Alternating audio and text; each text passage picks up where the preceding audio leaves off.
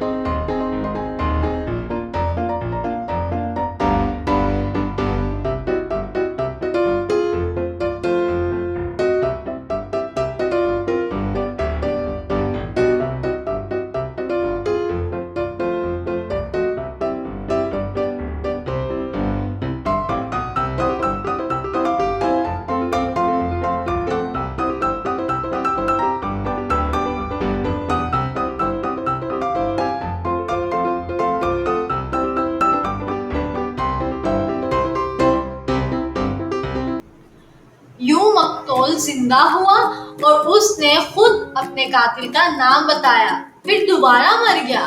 اللہ نے یہ معجزہ اپنی قدرت دکھانے کے لیے کیا تاکہ لوگ سبق سیکھیں۔ وہ زندہ خود ہوا تھا کیا؟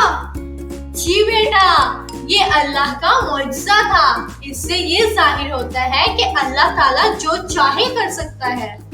سبحان اللہ، یہ واقعہ کتنا اچھا تھا۔ جی بالکل امی جان، اور کون سے واقعات ہیں حضرت موسیٰ علیہ السلام کے؟ بیٹا، حضرت موسیٰ علیہ السلام کے اور بھی واقعات ہیں، ان کے بارے میں ہم اگلی کہانی میں جانیں گے۔ تب تک کے لیے